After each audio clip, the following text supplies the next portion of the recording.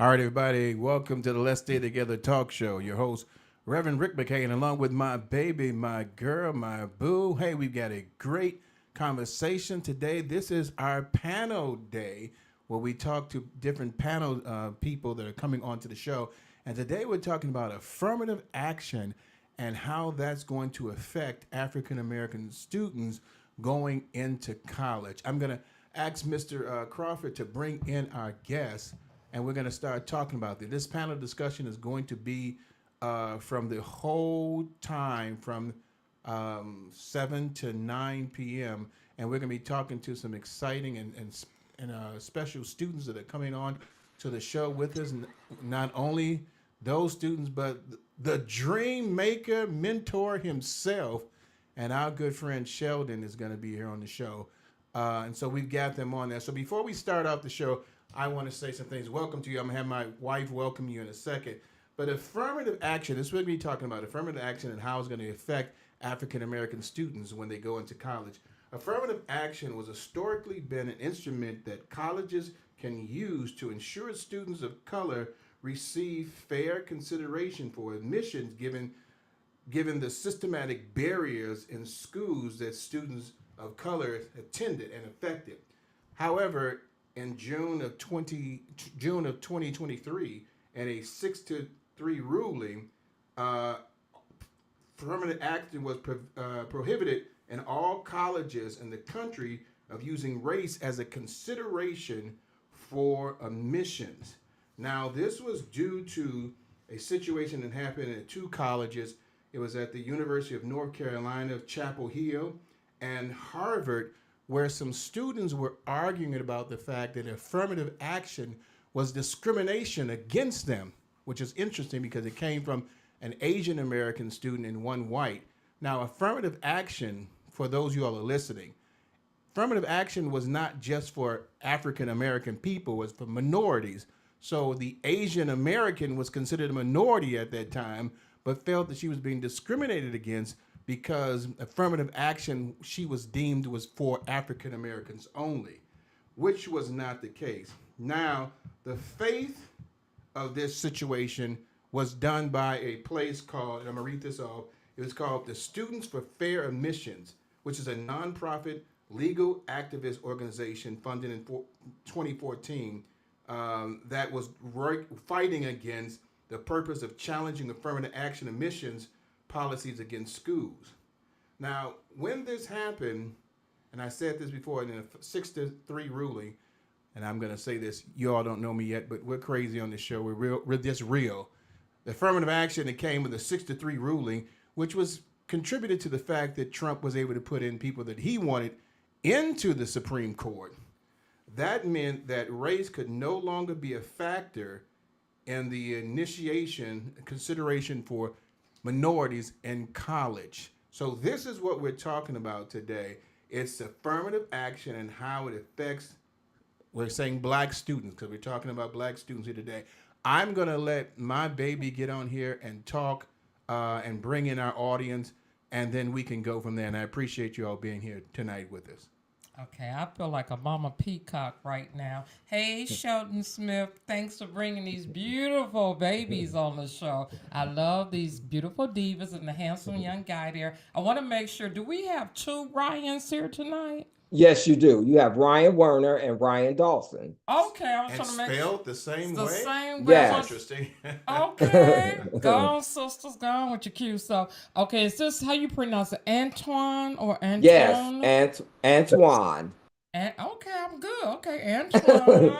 You're doing fine. Thank you for I'm having doing us. We fine. Well, look forward to the experience with the McCain well, train tonight. I'm looking forward to the youth to hear their voices. Welcome to the McCain train. As my husband said, we're crazy, so we down to earth. We might be calling you back once again because we love smart African American students that's doing their thing. So let's just get right into it. So welcome to Let's Stay Together Talk. So, baby, you want to lead off with? I just want you to give the introduction. So I'm going to start with the Ryan. Is it Warner?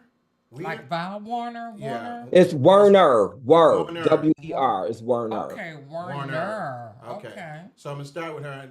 You know, Antoine, you're gonna let the ladies go first, and we'll start with the other Ryan, and then we'll have the distinguished gentleman end this off. So go ahead, Miss Ryan.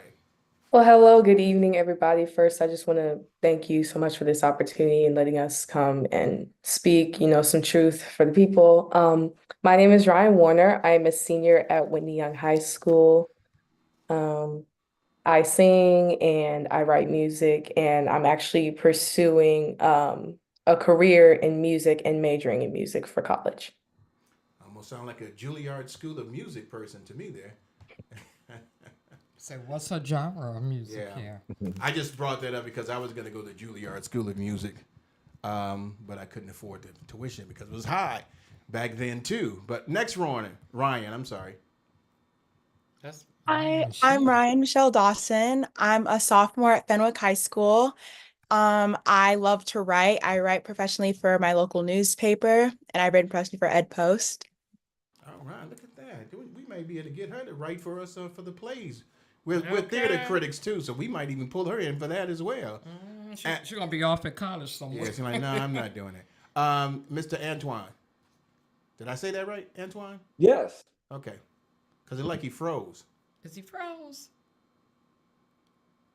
Antoine, you still with us? He's probably going to bring him back into that. And then, of course, we can introduce the distinguished who does not need an introduction on this radio show.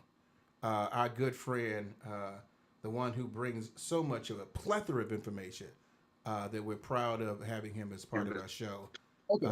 We got him back, so I'm gonna come back to you, Sheldon. So Antoine, introduce yourself, sir.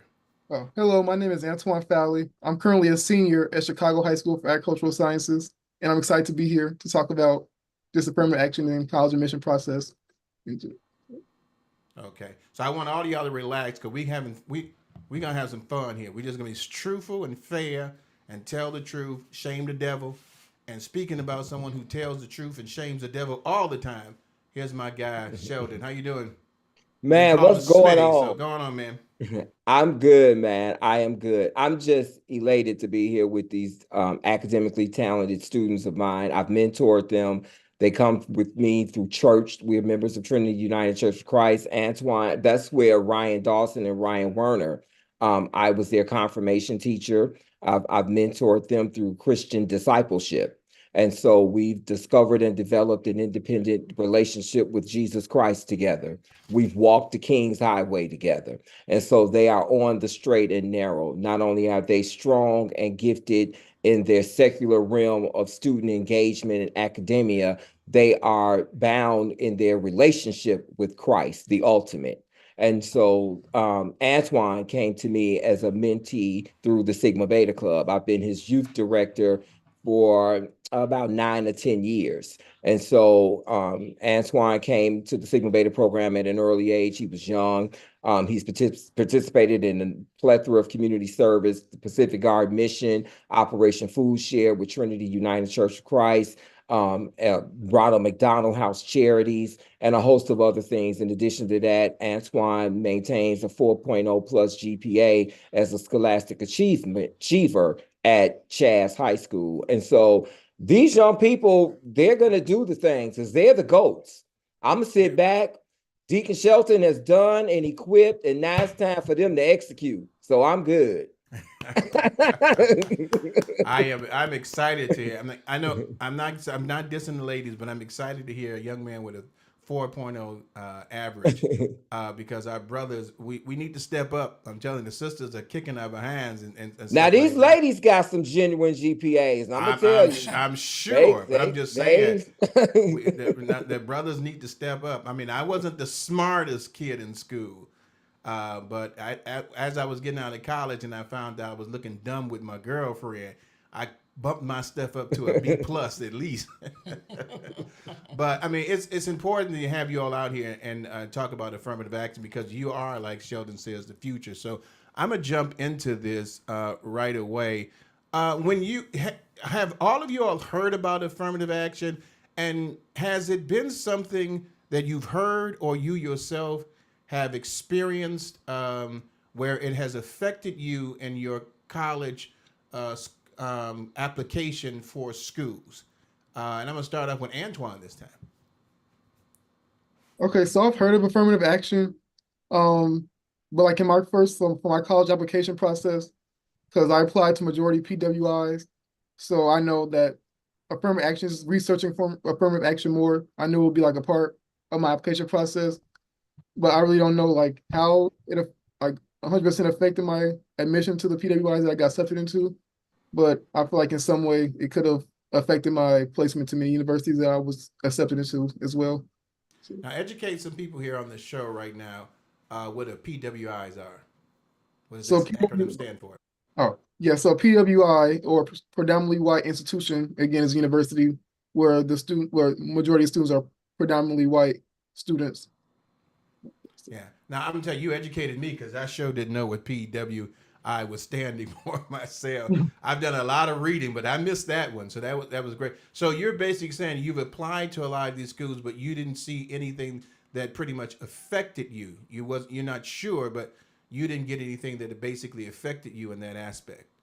No, So when you applied for them, did you get any responses back? Have you got any responses back? Have you been accepted to all those schools? yes, I got accepted to majority of my schools that I applied to. Okay, this is Congratulations. now, this is going to be an oxymoron. He got accepted for all the schools that he went into. That is an excellent thing. So when applying for it, and I don't know what college tuitions, applications for now, does it mention anything? All of you all can answer this question. I'm gonna come back to you on the other one. Did it mention anything about affirmative action, or even say anything about that? I mean, was it just you didn't have no clue? You're just applying for the school, and affirmative action as far as limiting you from going to that school now, because they can make the decision on who can go to the school or not without affirmative action. There was nothing mentioned to you about that at all through your advisory counselors, anything about that could happen? No, I can chime in on that. Go ahead. As far as like our application process, we've never had the discussion about affirmative action. We were always told to just, represent our best selves in our college applications, because that requires, making sure our grades are okay, making sure our personal statement truly reflects us, and that it shows our involvement and how we're involved in school community, because we were told that that's what schools look at for the most part. And then also, I'm pretty sure, like, I'm not sure if this has anything to do with affirmative action, but I know that there's something about like colleges, like when it comes to applying to their like specific programs, like they can't actually ask you for your race. Like it's a way for them to make it like based on character rather than giving you an advantage or disadvantage based on your race or ethnicity. Yeah, and that's great, because most of the times, even in employment, they can't ask you anything about race, but there is a racial biasness that happens in employment as far as applications as well. Ryan, Michelle, do you have anything to add to that? I'm currently a sophomore, so I haven't started Okay. applying to colleges yet, but for the preparation we're doing currently, I know even like in my local school institution, we haven't talked anything about affirmative action. Okay. So I'm going to bring Sheldon in here too, because Sheldon, I know that when we were going into, you're kind of almost the same age as I am. When we were going into the school, we didn't necessarily have the affirmative action talk, but we knew that there were certain schools that would probably not accept us because of the color of our skin. Was that something you went through as well? It was something that I thought about, because I actually applied to an HBCU as well as a PWI. I applied to Illinois State, and then I applied to some HBCUs, and I ended up going to an HBCU. And I know that affirmative action has always been for the advantage of supporting African Americans. And every time something is put in place to support Black Americans, it becomes a problem. But white privilege will continue to pay their way into institutions. The prestige, the country club memberships, the clout, the the status, the hobnobbing with who's who, the making deals will continue to get white kids white privilege. But Black students and other minority students will continue to be denied. Part of the problem that these white institutions are having with affirmative action is affirmative action is put in place so that there's more diverse student population. And so when the privileged white kids aren't getting in because we want to create a diverse environment, we want equal opportunity for all students because everybody deserves to have a positive education, then it becomes a problem because you're not getting in because you're privileged. And so now we want to once again put Black Americans in quote unquote their place. We want to put them at the back of the bus. We want to put them at the back burner. They can come in the restaurant as long as you enter through the back door. You can't sit at the counter. All of this is modern day Jim Crow. Yeah. It's modern day Jim Crow. Absolutely right. I went to St. Xavier College here in Chicago on 103rd Street. I got in there mainly because of a baseball scholarship. I was at that time in 1979, way, way long ago when dinosaurs was out in 79. There was like 1% blacks there. That's counting the staff and the students. 1%. I was like 1%. I went there for a baseball scholarship, and I also went there for music because I was singing opera. And it was nice, but I could tell that I was not looked upon as equal to some of the other students. Mm-hmm. The majority of you all go to just African American schools, or is it diverse at all? Does anybody go to a diverse school? I know Whitney Young, it used to be. I don't know if it is now. Yes, so I can, yeah. So, Whitney Young, yeah, we have a very diverse community. Originally, before actually the COVID pandemic occurred, it was seen as a mostly Black institute with Black students until, kind of the same issues we've been talking about. Non-Black students wanted to attend Whitney Young. So it just so happened that like after the pandemic that we started having a lot of Asian kids and white kids and just different races that like really diversified our school.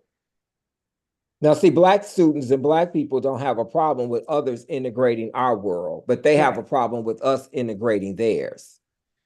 Let me talk about that a little bit here. I want to welcome Miss Stephanie Lynette for Miss Ryan. They are so proud of you, Ryan. I'm trying to figure out which Ryan did she say, but they're proud of you. Who knows Stephanie Lynette? Does anybody? Anybody know Stephanie Between Lynette? the two Ryans? Okay. Is that mom and daddy? No, but anyway, they just say they so proud of you. But since we're talking about that, I remember with me going to IIT. Got accepted there, but could not afford it, but got accepted there. And you know where IIT is in Chicago on 39th, 35th. In 84, they made sure, because it was predominantly white, they made sure Black girl who trying to learn how to be an architect over there is not welcome. And that was in the heart of the projects over there. So the project kids didn't like me neither over there. So I told my mom, I can't do this. You can't concentrate. You can't be, amongst the others because they don't want you there. And then the other ones chasing you down the train tracks and everything. So I'm like, can't do it. But I do remember trying to apply there that they brought up affirmative action, and it's going to be hard for you to get over here because you're not wanted over there. So that's what my backstory of that. When someone tell you as your counselor, you're not wanted over there. So it's like, well, I'm going to prove you guys different. They proved me right. Wasn't wanted over there. So I said, I'll go to Chicago State anyway. Get me out of here. But the thing is, when that was so strong, when it came out in 1961, when it came around to us 20 years later, it was just as hard in the 60s, really, to get to a non-predominantly Black school. So that's when HBCUs became super popular because we felt welcome over there. And when I was reading up on this, it made me think, so it sort of pushed us one way where we knew we was welcome, and that brought up everybody's so proud of HBCUs, but God forbid Princeton, Harvard, all the other Ivy League school, you could be smart enough, but you're not gonna get over here. So now, since this been banned last year, is it really taking us back, Shelton, or is it It's moving us taking us forward back. to It's another? no, it's taking us back. So to I see Rick's you, point, Ryan. Rick Go ahead. mentioned Donald Trump. Donald Trump set the world back. And so we have, as who I call Auntie Maxine Waters said, she said, you got to stay woke. Maxine Mhm. said, you have to stay woke. We have to listen. We have to look at what's being presented in front of us. And so to ban affirmative action from higher education acceptance, many academically talented, deserving students will not get accepted because white students are not the smartest chip on the cookie at all times. Now, I'm not saying that all white students are academically gifted. I'm not saying that. All white people are not bad. They're not all races. However, all white students, once again, are not always the smartest chip on the cookie. There are some gifted, academically talented Black and brown and otherwise students that should deserve to be in those institutions, that fought hard academically to get there. They deserve to be in that environment. But because this has been banned, there's nothing in place that even supports, or there's nothing to even defend their fight for that acceptance if they choose to push that. Miss Ryan Michelle. If I could, to piggyback off of the thought of affirmative action pushing like Black students ahead in these PWIs, we know that historically affirmative action has mainly helped white women. And so now we're looking at the eradication of affirmative action when we're asking ourselves, well, why is this eradicated if we know that systemic racism is still very much in place in Chicago and throughout America? You can look at the percentage of women currently in college, and it's outranking men in a lot of different institutions. And so I think it goes to pull up to the point that this was not put in place. It was put in place to help African Americans. But now we see when we're looking at white women are doing fine, which was really who it seems it was intended to help, all of a sudden it's okay to take away this backbone that was supporting so many students of color. Yeah, I mean, you're absolutely right. Now, one thing, the affirmative action came after the 1965 Civil Rights Act, and it was put into place because they felt that affirmative action was needed because a lot of colleges and places, whites did not want kids to go to the same college, get on the same bus, and they call it separate but equal, and they did not want them there. So affirmative action was set aside for minorities to be able to have a allotted pool of positions open for them to go to a colleges based on their academic ability, not because of color. And you're absolutely right. What happened was that white women, whites came up with the fact of saying, well, if it's for minorities, white women would be considered a minority, and therefore they should be able to receive the same affirmative action treatment as others, which was wrong, but they put that into place so that white women could get the same benefits as minorities. Absolutely right on that. Terrible situation, but it was something that was used and forced to allow whites to receive the benefits that they felt that was getting taken away from them, as Sheldon said, their white privileges, and that therefore they would use that to be able to get the same benefits and pull that away from other minorities that deserved it the more. Once again, white America infringing upon Black America's benefits. Yeah, I got to get these young, intelligent individuals in there because they're talking right now. If they was voting for president, I'd push their button right now. I want to know. Okay, I want to know from you all if you heard of affirmative action. If the situation came up to you to talk about affirmative action, what would you say about that, and how did you think that it benefits you or as a disadvantage for you? Antoine, I'll let you start first. I know you probably said, "Don't pick me," but yeah, I mean, Yeah. So I feel like affirmative action, I can see both sides of, it's like both sides of the argument, both sides of the perspective of affirmative action, because I can see how non-minority groups see that as excluding them. But also I can see how minority groups, because again, it stems from like the systematic problems. We can see like the educational system, but like below the below the high school level, like yeah, below the post-secondary level is not as good in certain areas. So again, in majority minority neighborhoods, this is where like the problem stems, because again, they may not have like the equal education as say a white student in a more wealthy neighborhood would. So again, I feel like affirmative action helps in a way, not just like racial disparities, but again, economic disparities as well as educational gap in terms of reading levels as well as like other levels. So again, I feel like the systematic issues in terms of like living conditions also come into play. So again, I see both sides of like both sides of it, but that's my take on it. Okay. I mean, and your take is important. I mean, this is you guys' opinion. It's not like we're going to give you an essay or a grade. I want you all to be just free to say what you feel, because there's nobody right here. We're all just giving our opinion about it. So, Ryan, Michelle.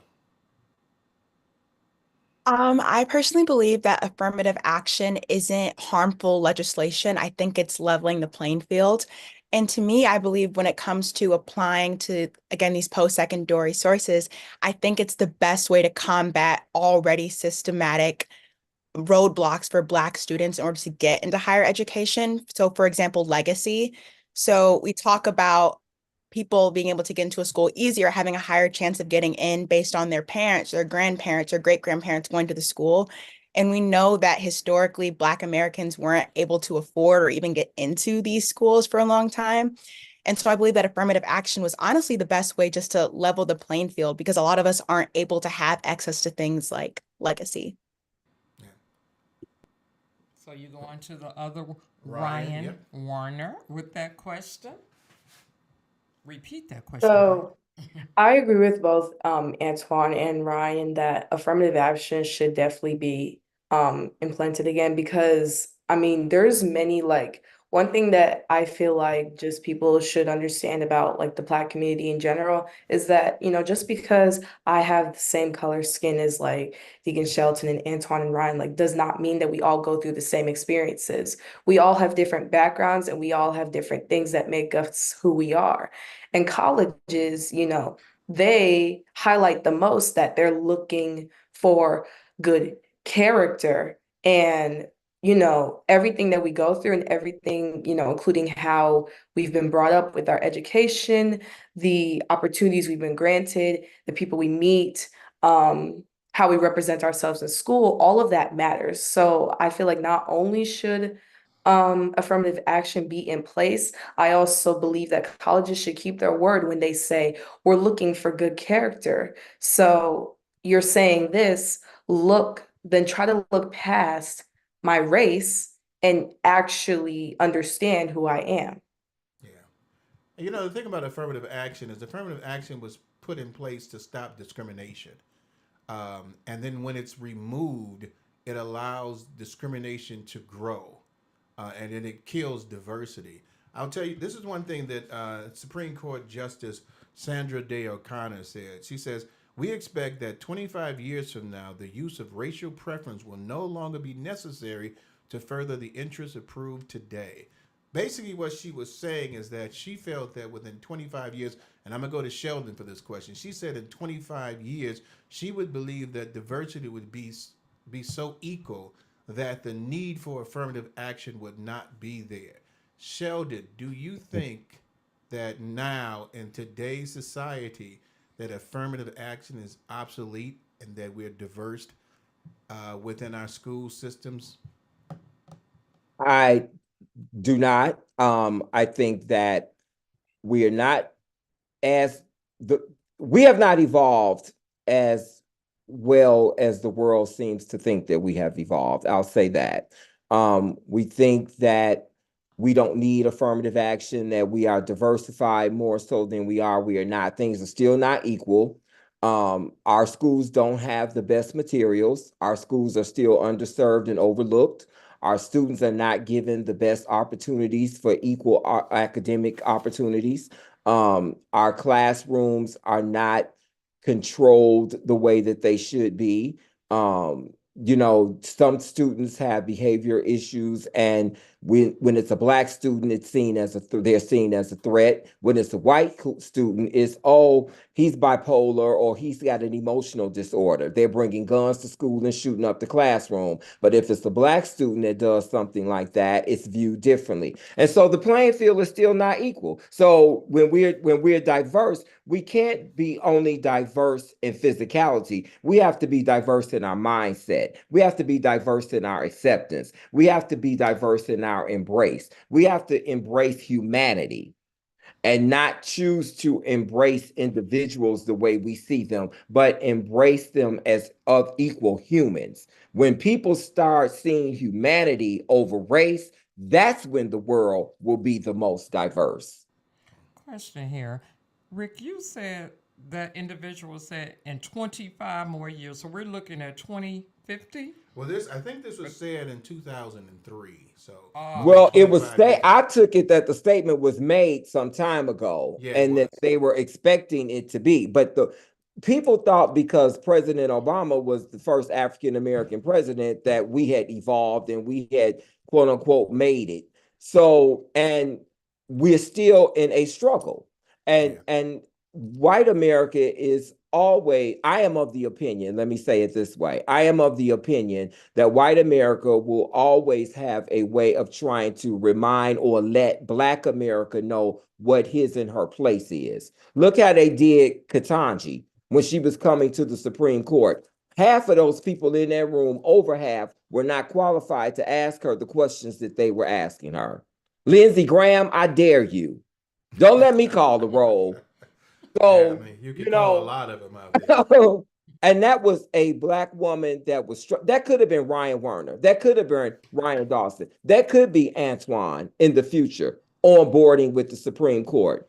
These highly intelligent, young Black gifted students, kings and queens, deserve that, just like they deserve to be in those institutions. Roll out the red carpet and let these academic scholars in. Take a seat at the table. And if you don't get invited to the table, then bring your chair and sit where you fit at the table. That is so true. Miss Ryan got a hand up. Go ahead. I just want to say, Deacon Shelton, I think you make a good point because it feels as if like when one community like succeeds in one field, then like it's seen as like competitiveness or like it's a competition, like, and that's like what I think the main issue with affirmative action is that because it was set to like make sure that all minorities have equal opportunities, that the white male population that was already benefited without affirmative action, they feel as if like they don't have like the higher stance anymore. Like someone always has to feel like more just like at a higher place than someone else. And that's what I think that our society fails to see. We can all uplift and help each other succeed. Like we don't always have to be in competition with each other just because I'm a different race than you are. And I agree, because they want to be the dominant force. Right. And white America is coming to realize that they're actually the minority. Because if Black and brown comes together, it's more of us than them. I see you, dear. So what they're subtracting may end up being what could have benefited them later. Okay. Go ahead, Ryan, Michelle. If I could, I think you both make amazing points. And to add on to that, the fact that they're taking away affirmative action because Black kids are excelling is to take away from the purpose of affirmative action, which is to let Black kids excel. So they can give us Ida B. Wells Drive and show us a poster of Barack Obama in schools, but that doesn't take away from the systemic racism that they're currently like and pushing upon us as well. And so the fact that they're taking away affirmative action because of Black excellence shows that that's not what they were pushing it for in the first place. Because the proof that affirmative action is working is proof of Black excellence. Amen, Ryan. Amen. Yes. I clap for that my too. Ryan. Yeah. I told y'all these the goats. They are baby goats. What do we call them? Goats of the academic industry. We endorse that comment. And I mean, I don't want, and when y'all see me looking at the computer and stuff, like I'm researching some stuff that you all are talking about, and I know Sheldon has said that because we remember we talked about when oh Jesus, I can't think of her name now. When the young lady came into the black lady came to Supreme Court judge. What's her name? Cassandra. Cassandra. They didn't do that to Brett, and they didn't do that also to Ellen. When Trump brought them in there, the questions that they were asking them were nowhere close to the questions they were asking her. They were almost border on racist statements that they were making. I was looking, because I look at news all the time. I'm a CNN nut. I'm like 24/7. I look at that all the time, and it just amazes me. But I got to go back to what Ryan Michelle said, because it was so eloquently said. Yes, systemic racism is always going to try to stop African Americans, and you guys are our future. And so it's very important that you know the pathway that you're walking into.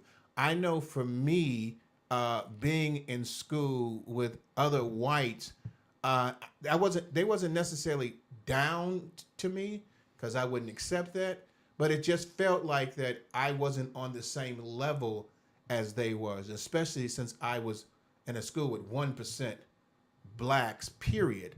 I mean, I think the 1% came from the basketball team more than anything else. But to have that happen is very difficult to deal with. So I'm gonna push you all a little bit here. You can still give your answers, but I want you now to make a stance for why you believe affirmative action should still exist. And then I'm going to push even further. What would you think a reason would be why it shouldn't? So I'm going to push you on that one. I want you to think about that. I'm going to ask you all that question. I'm not going to let Sheldon talk first, because I know he has an answer. He'll answer for everything. I mean, I don't have to worry about that with Sheldon. I can do a 2-hour show with Sheldon by himself, and he'll be able to hold the whole audience there. But I want you all to think about that, because the issue with affirmative action is that most people that are not minorities believe that it's discriminatory, which means it takes away positions from them. And give you this example. There was a study out that most colleges and high schools felt that a in a white school was not the same as an A in a black school. That actually the A in the black school was equivalent to a C in a white school, because they didn't have the same curriculum, they didn't have the same books, they didn't have the same educational values. It was not looked at as the same. So I experienced that myself, and was told also by a white professor that the school that you go to matters. And even when we went to jobs, if I said I went to Chicago State and somebody else said they went to Harvard, or something like that, I'm trying to think of a great school in the state of Illinois. What would be a Northwestern. Northwestern. If they went to Northwestern and I went to Chicago State, they would be looked at as they were more educationally advanced than I was. Even though I get the same GPA as that other individual, they would think that way. So affirmative action, to many people, think that it's discriminatory because that person is not going through the same rigorous curriculum that I'm going through. So I'm not going to start with Antoine this time, because I've started with him too many times and he probably said I'm picking on him. I'm going to start with Ryan Michelle on this one. I want you to step in and explain to me why you think affirmative action is something that we should still have today. I would say that affirmative action is something that we should continue to have in place today, because again, it's leveling the playing field. Which you brought up earlier about the rigor difference, I'd say that isn't by choice, and that Black kids don't choose to go to a less rigorous school. And all that affirmative action does is boost their GPA and give them the push that they weren't given because of the systematic racism inflicted upon them since they were born. And further to that point, I would add on to the fact that white children and people that are born into higher classes have their own affirmative actions pushing them forward, that they do have scholarships like Italian American, Caddy scholarships, I go to a majority white school, so I've seen this happen. These things like legacy, these networking events, things that Black kids do not have access to, things that lower income kids just do not have access to. And so I'd say that affirmative action is the bridge point between having a kid who's been handed a leg up over everybody else and having someone who still worked just as hard. Okay. Ryan Warner. Yes, so I agree that affirmative action should happen today. The reason I believe that is because we like I said earlier, and what Ryan was saying earlier, it makes things fair for everybody. Like we want, all students to be able to make their own decisions on where they want to go. Because I remember like back when I was first applying to college, and I would have adults talk to me about like, you're so lucky that, you've been able to make your own decisions on where you want to apply to college because my only option was to go to my community college down the street or some other college that my parents wanted to go to because they wanted to like keep me sheltered from those schools that will get on you for your race and because you don't come from the same backgrounds as people who go to those schools. So I think affirmative action will kind of bring that into light, bring those experiences into light, and make them accepting of not only other races, but just like other communities in general, and why, no matter what race you are, or no matter what your upbringing is, if you're qualified, you should be able to attend the universities.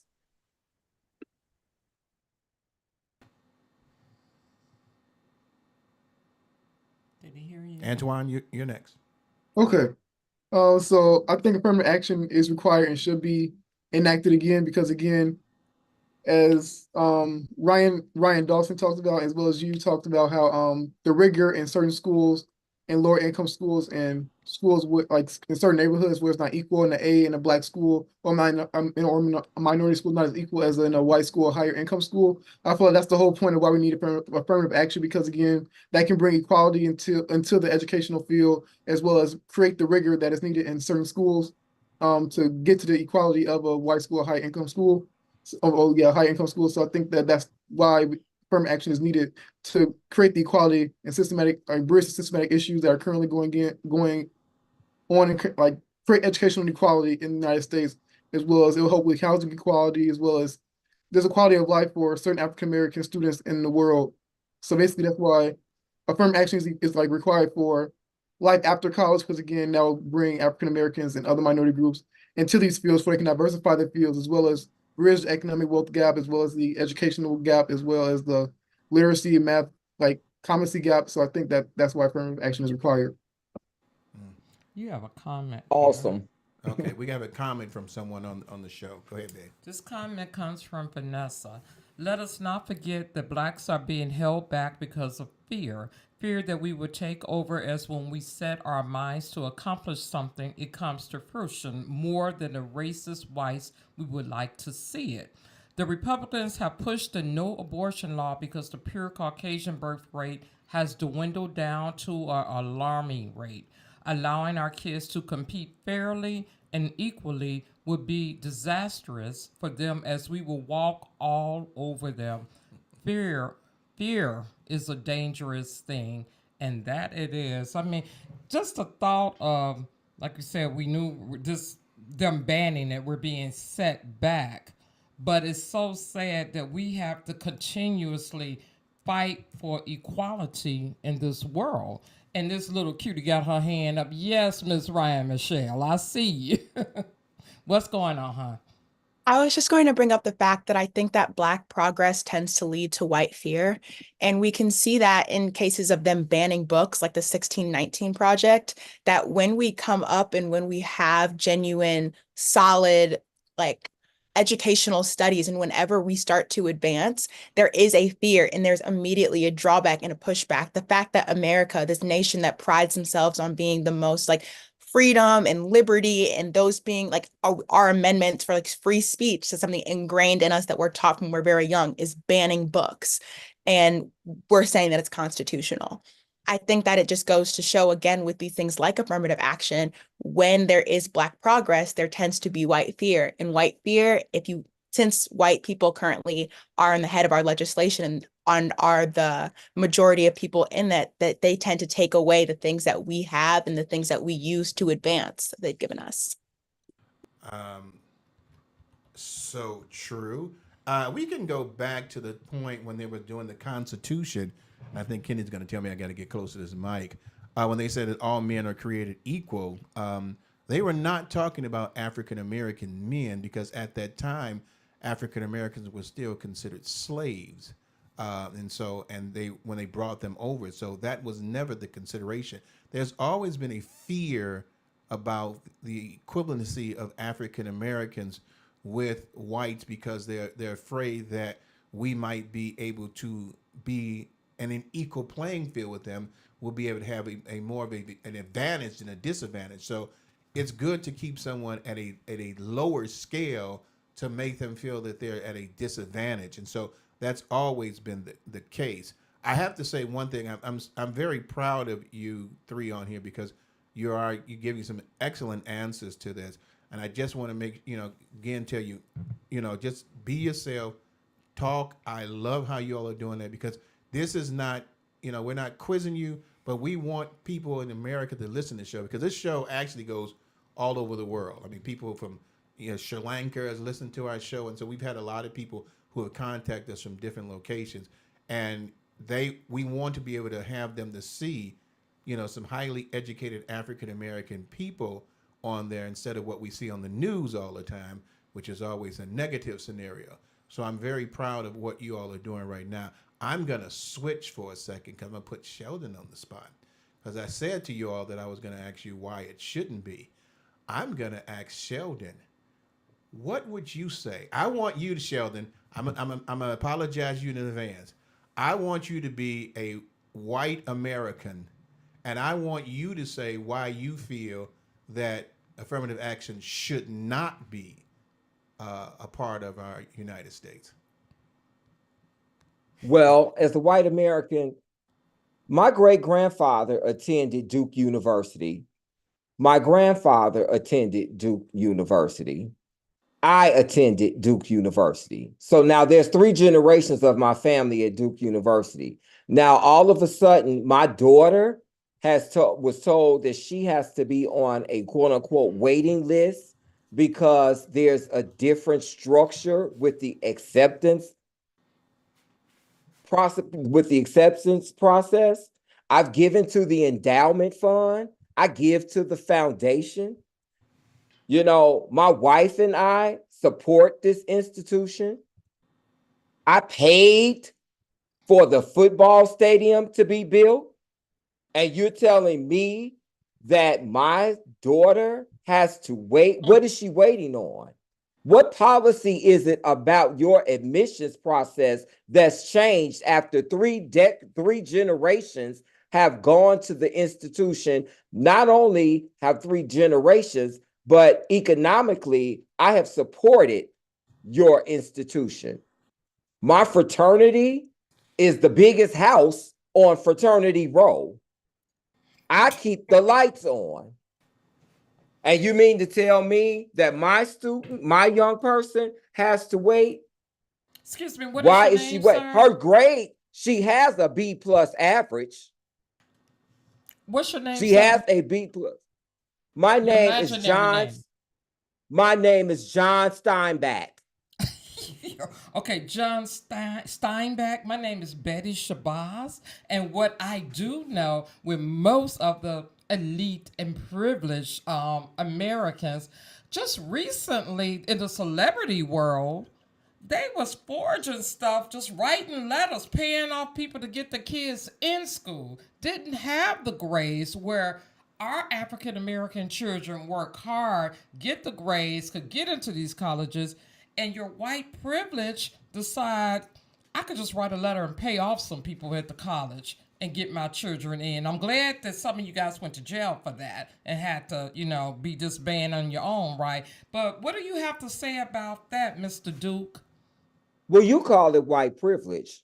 I call it being prepared because I have the economic resources. I prepared for my child's college education. And because I can write a check, you're going to penalize me because I have a Because bank we have account. affirmative action, you gonna penalize us? I'm not penalizing you because you have affirmative action, but my child, after I'm invested in the institution, shouldn't have to be on the waiting list.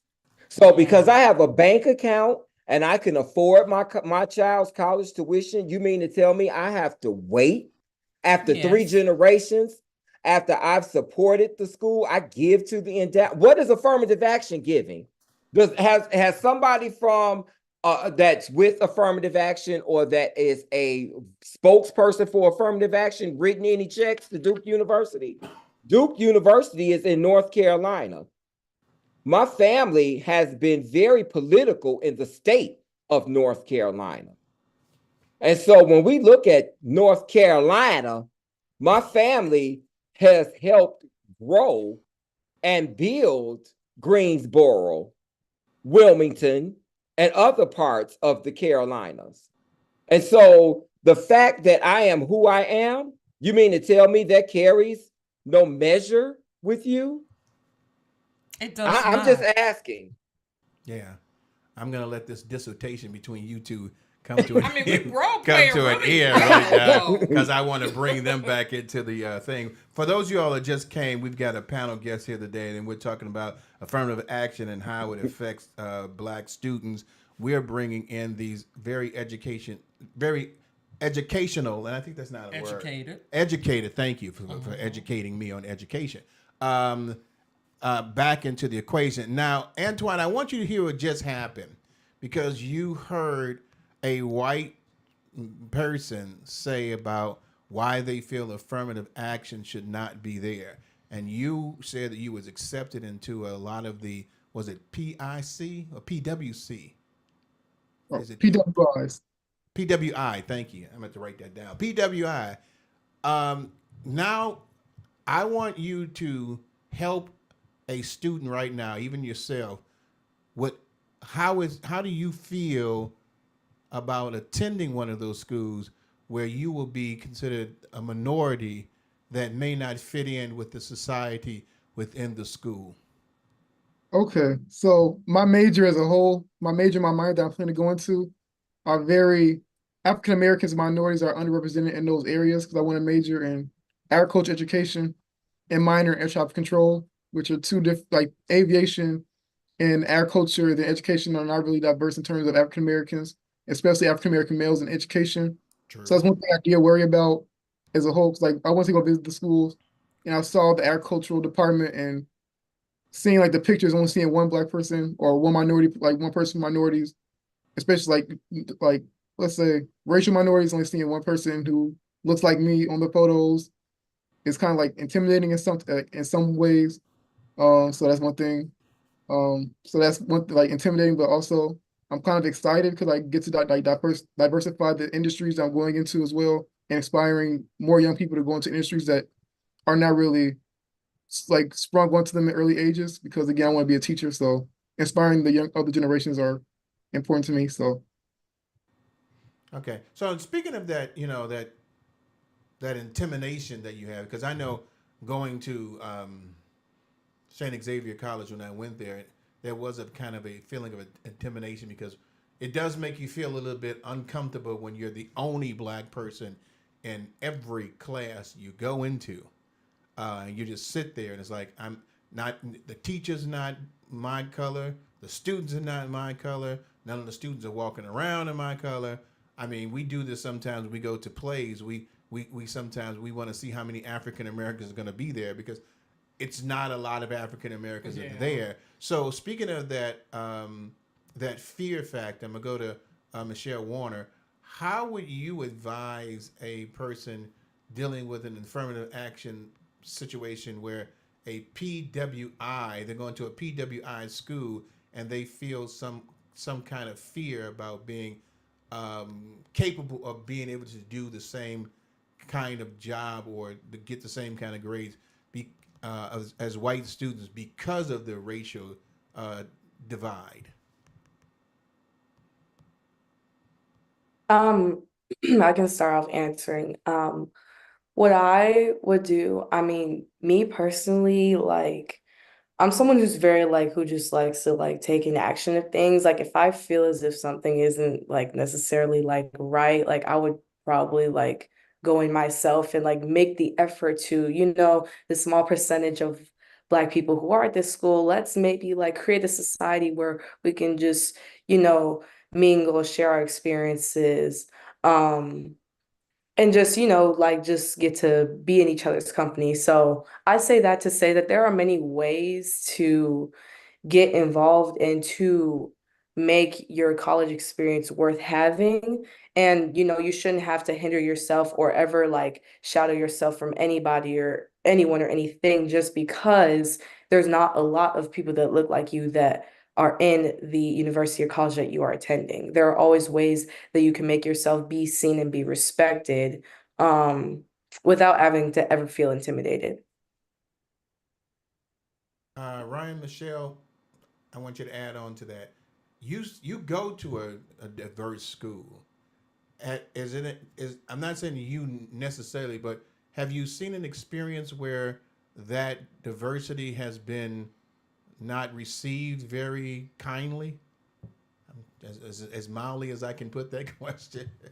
Yes, I want to reiterate, I go to a majority white school, not a diverse school. And so Okay. like definitely like I just want to make sure that that is out there. It is not diverse. Um, I definitely have experienced like people not receiving that well. And I think I would say to that that to know to Black students who are going to predominantly white spaces that racism usually comes from miseducation and ignorance, and it has nothing to do with yourself. And that again, I think that that miseducation, the ignorance that is often perceived at predominantly white institutions that leads into this like paranoia on like the from the hands of Black students. I think it again comes from this ignorance and this miseducation, and it really has nothing to do with like your worth as a Black student. And I guess that would be my advice is to know your worth, know that your ancestors fought to get you there and that you deserve to be there as well. And again, to know that nothing that anybody says to you that is racist comes from truth. It's all from miseducation and ignorance. I like that. Can I add on as well? Yes, ma'am.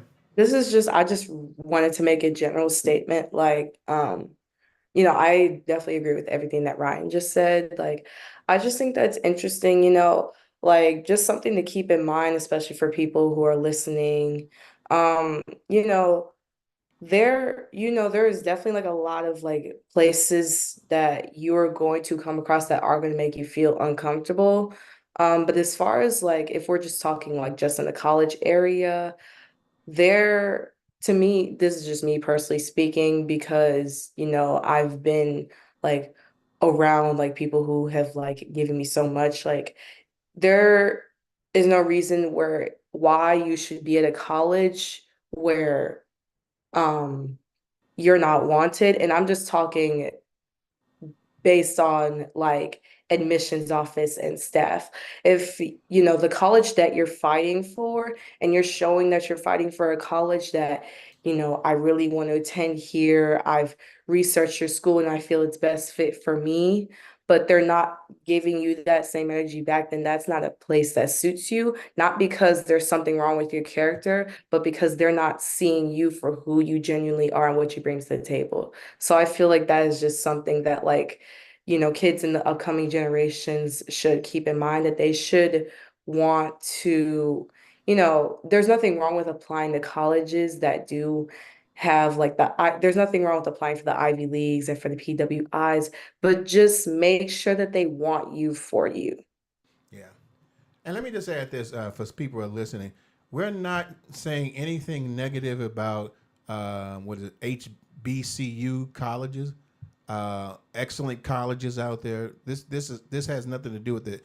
Affirmative action is basically what we're talking about now is students trying to go to schools that are not HBCU schools. And as Antoine educated me on PWI, and that is important because discrimination is real. I call it now hidden racism because a lot of things that they were once able to do, they can't do openly, and now I guess with Trump coming in there, a lot of that stuff is coming back openly. I had a situation myself, and I'm gonna parlay this into a question. I've worked at a job where I overheard as a credit manager them saying they like Rick, but do we want a black man over our finances? I've been at an interview where I walked in there and the whole staff was white. They stopped what they're doing, and the lady interviewed me for 15 minutes and basically said to me everything about why I wouldn't want the job. That's the whole conversation was why I wouldn't want the job. And I knew I wasn't going to get it, so I had some fun. I answered every question the way she thought I shouldn't. Oh, no, if I had to stay late, I can get a hotel over here. I did everything with that. And so I've been in situations where, as an African American, they don't feel that you have the ability to be able to perform in the same vein as a white individual. So when it comes to college applications, and I agree with Ryan, you got to make sure that they want you. But in a lot of cases, they will not necessarily show you they don't want you in the conversation and make it seem like. I actually had a job interview where they wanted me, but I realized that they had absolutely no African Americans in management positions, and I asked them the question, "What's your diversity?" And I basically said to them, "I see that you got 9 different locations, but you don't have a black person or minority anywhere."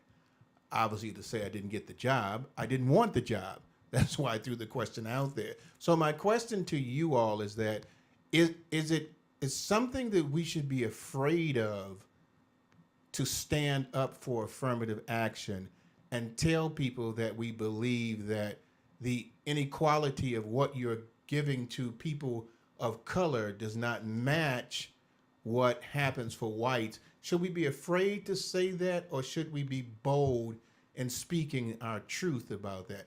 I'm going to start back with Michelle Warner and then come back down. Michelle, what you think?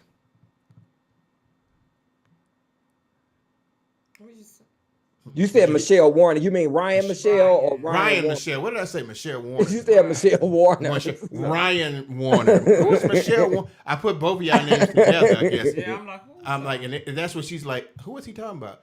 Ryan Warner. I want you to start off with that.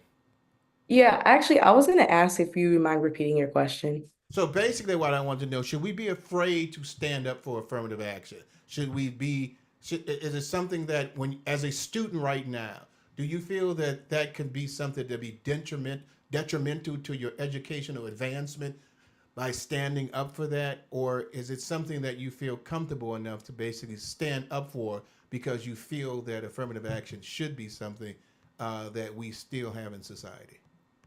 Well, I feel like we should absolutely stand and support affirmative action being, to continue like to do the work that it does, but not just necessarily for myself, but to just grant, other African Americans, or if we want to, base it more general, like just other minorities who don't get a lot of the same opportunities that other kids may have, that make them viewed as more of a valuable student than they do. And then they may be qualified, for being accepted into, a higher education as represented like in a good college, but because of their background. And, you mentioned how like an A at a Black school is not the same as an A in a white school.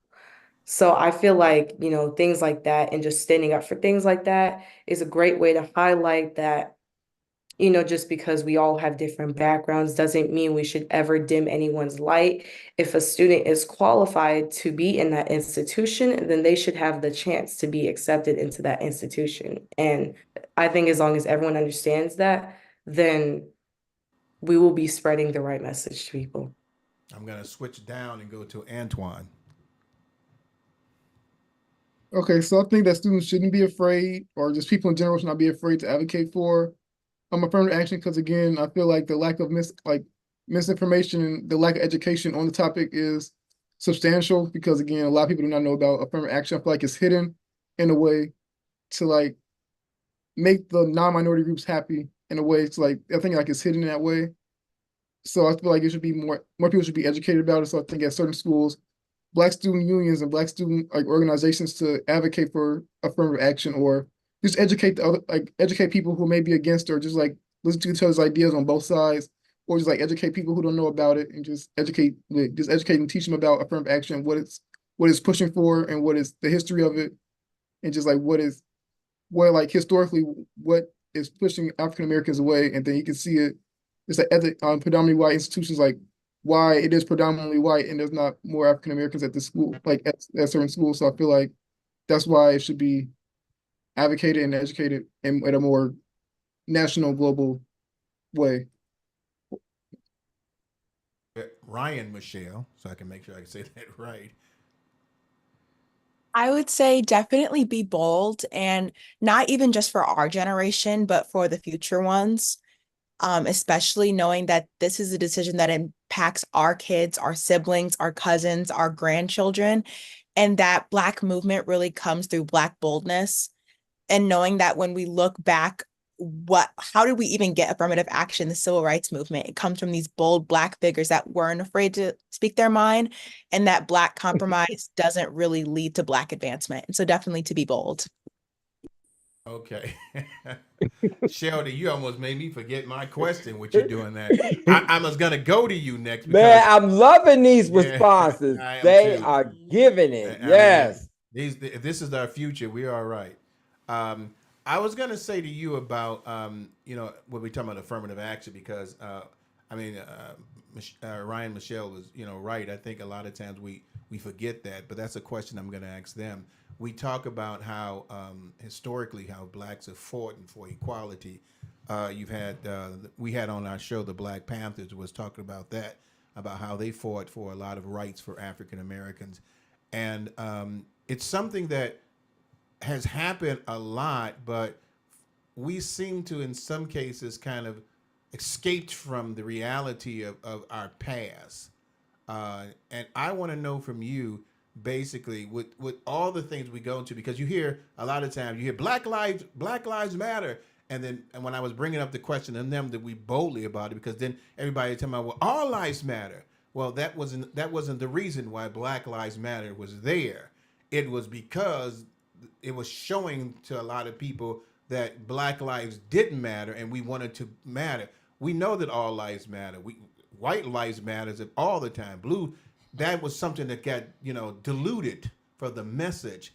Why is it that African Americans for centuries, Sheldon, have always seemed like we have to be afraid of standing for equality, and we just should be sit back and just let it happen? Brother, oppression is real, and we have been oppressed, and we have come through generations. This is Black History Month. We've come through slavery. We came through the Middle Passage. Then we went through Jim Crow. And now we're in a modern day Jim Crow. And so Black people are expected to sit silent because we were always told to know your place. During slavery, Black people were denied the ability to learn to read. Back then, we were seen as a threat. Because if we had learned how to read and could read the Bible and interpret the Bible, we would know that there was more to masters obey your slaves than what the white man told us. And so they tried to keep us ignorant. They tried to keep us denied. And so that's why we're expected to sit silent. We watched a man sit with his knee on the chest of a Black man, and he rested like he was sitting on an ottoman watching the Super Bowl. Here, this Black man lay helpless, grown, an adult male, calling for his mom in a time of need because he was viewed as less than and not equal to. That's a problem. That we should be bold. We have to be radical. Sometimes we have to stand up and speak out. We cannot let people silence us. That's what they're trying to do in Florida and other states. Strip us of our identity. Stripping us of our history strips us of our identity. They should be ashamed of how they treated Black Americans. They should be ashamed of it. But here's what you need to do. At the same time that you are being ashamed of it, accept accountability and ownership for what you've done. Because Nikki Haley just said a few months ago, there was no racism in Chicago, in the United States. And she's running for president. Yeah. So it shows you the mindset of them. She contradicts herself. She said the reason why she's running for president is because she don't think Donald Trump is fit to be president, but she's going to vote for Donald Trump if he wins to be the candidate. So you just contradicted yourself. Either he's suited to be president or he's not. So why are you voting for somebody that shouldn't be president? Because the mindset of Donald Trump is for the majority, not the minority. There is no middle class. You're either in this tax bracket or you're lower. You're not. There is no in between. Yeah. And so that's where we have to stand, because as Ryan said, I'll say this and yield my mic back to my students.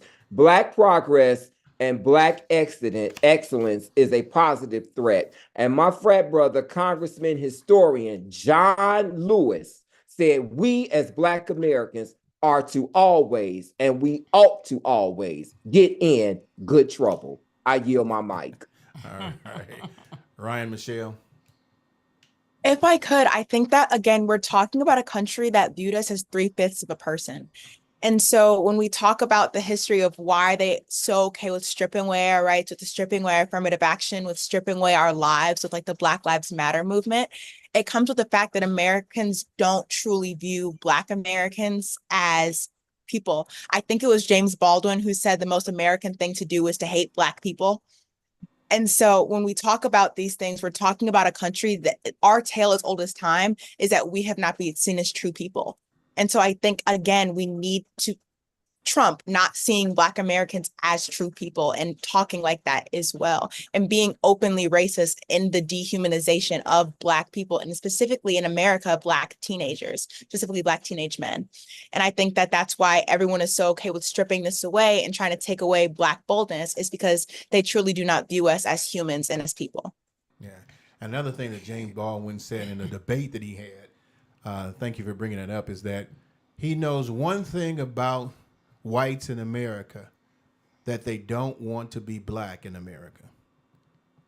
And that was so true when he said that. The look on the faces, if you look up James Baldwin debate, you'll hear that he said, I know one thing for sure about white Americans, that they don't want to be Black in America. But yet their population is dwindling down. I mean, that's another That's another a thing. whole nother topic. I do have a question here, Yes, though. ma'am. Okay, affirmative action has been banned. So what do the colleges and universities have to do to bring diversity into their schools? What would you like for them to do? I hate to say the word lure you into it, but I don't want you ever to think that you're not allowed to be bold and Black and beautiful there in a predominantly white college or university. What do they need to do to get all of this greatness to come to their schools? I'm going to start with my brother, Antoine, because he looks so serious and he wants to be a teacher. So tell us, what do they have to do to get you there? Okay, so right now I feel like, again, majority African Americans are applying to PWIs because, again, we're like shown that, oh, PWIs are better than HBCUs, but that's because, again, the lack of funding that HBCUs are getting from the government is also another factor. But I think that, again, that the way like PWIs, they advocate, so they put mostly their minority students on the covers as like diversity photos, just to show like, oh, we have Black students, we have Hispanic students, we have Asian students, but then at the same time, when you get there, at some institutions, there's a difference. So I feel like letting African Americans feel more accepted in these places or in these spaces are important. So like, again, Black student unions are important at predominantly white institutions as well. Again, just making them feel more accepted in that way.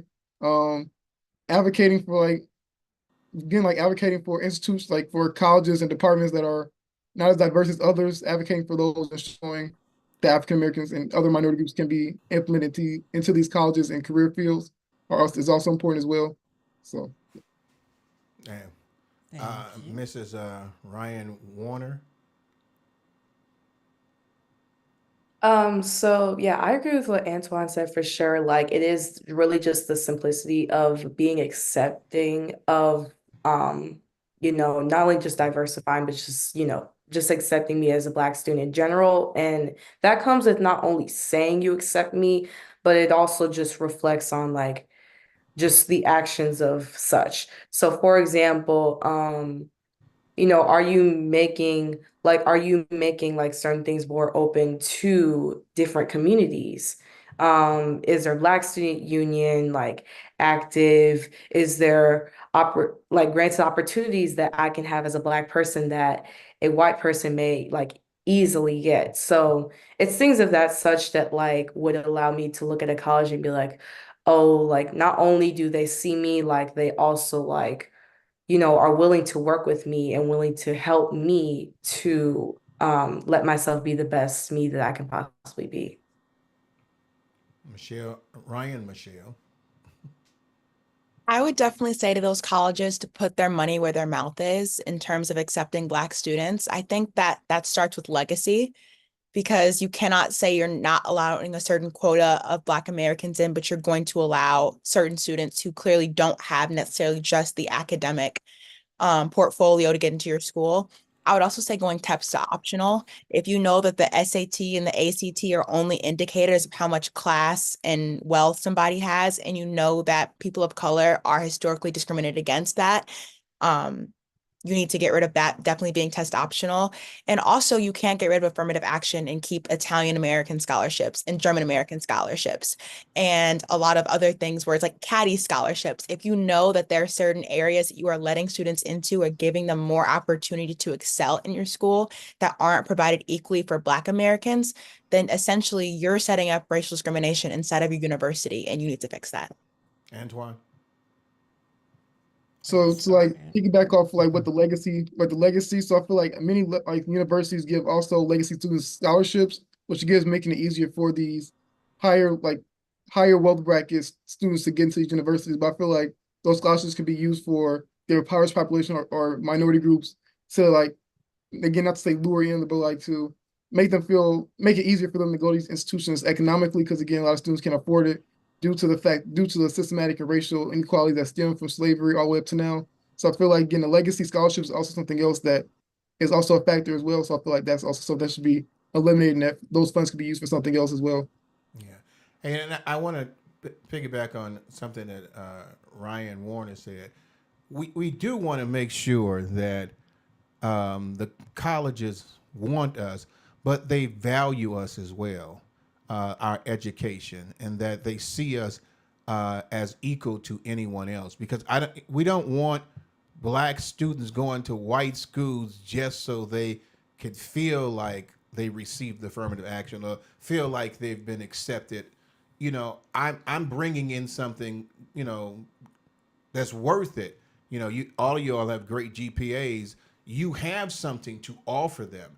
And what we're going to see within the next couple of years, if you see a substantial decrease in these PWIs, I got to get that, PWIs, if you see in these predominantly white schools, if you see a dramatic reduction of minorities in that school, you know that affirmative action was working because they did not decide to bring in a diverse group of people. They went back to the original intent of the school.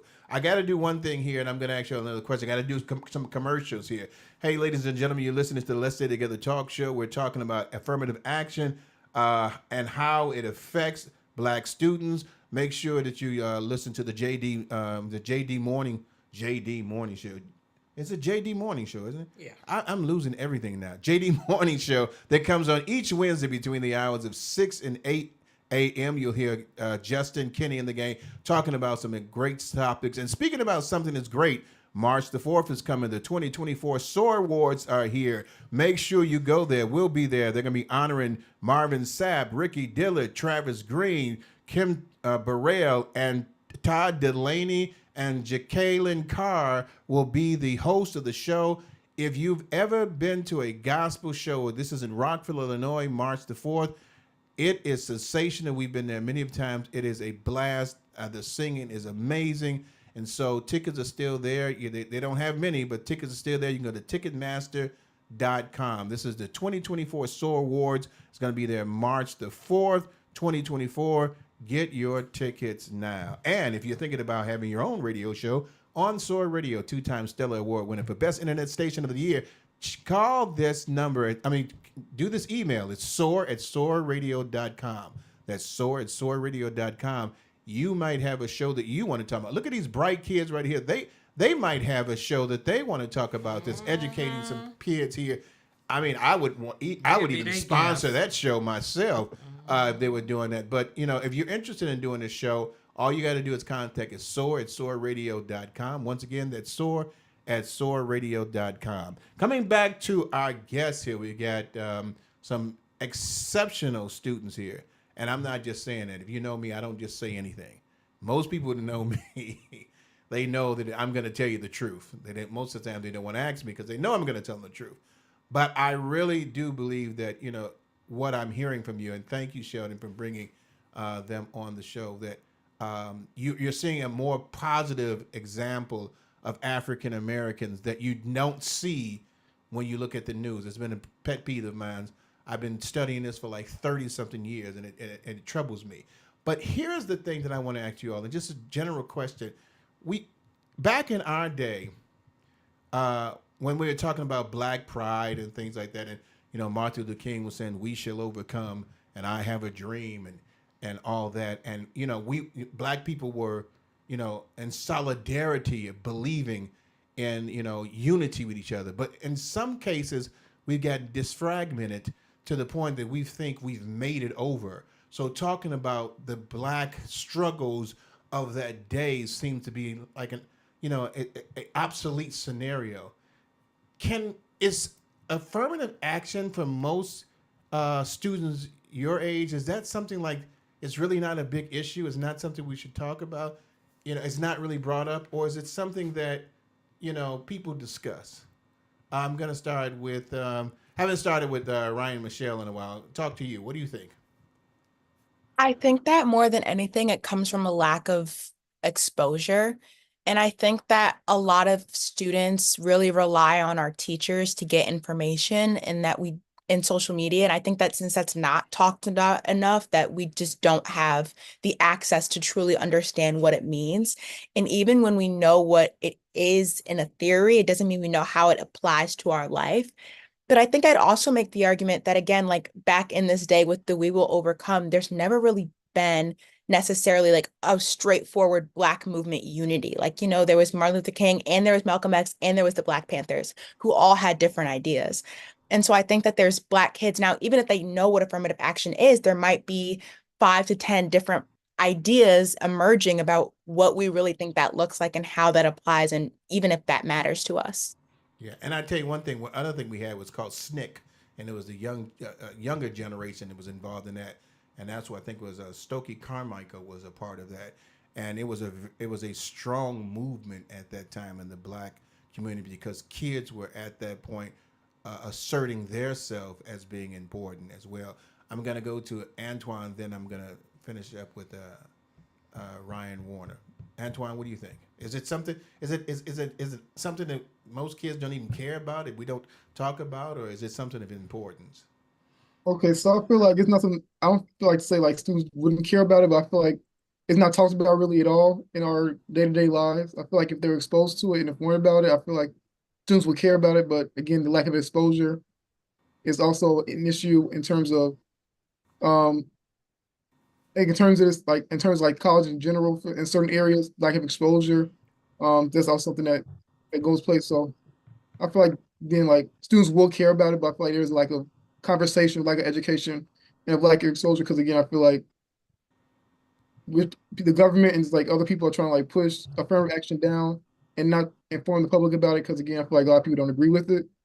So that's my take on it. Okay. Yeah, I definitely agree. I think the reason that affirmative action isn't talked about as much as it should be is because it is lack of exposure. And I think it really just becomes with the education system.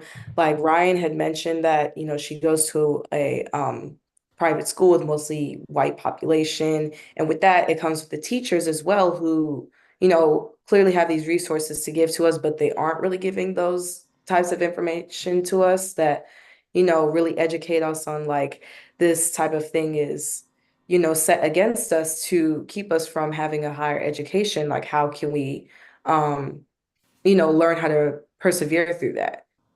Yeah, So, yeah. and it's so important. You all said that it's a lack of resource or the teacher's responsibility. And I go to Sheldon with this because I remember back in the time when we was in high school, they were more concerned about teaching us about the Inca Indians than it was about black oppression and black discrimination that was happening to blacks in the United States. That was taboo. You didn't want to talk about that at all. And if it was Right. brought up, the teachers didn't even want to discuss it. And I think that now the lack of communication about this is trying to deprive these students from an understanding of one, what is very important for their future, and it kind of negates them from knowing about some of the prejudice and discrimination they're going to run into when they go out in the world. I'm sure you see it on TV and stuff like that, but it's still not as prevalent. So, not having that education or teachers giving that information is something that's happened to us all a lot of times. But it's a shame, Sheldon. It's very much so, Rick.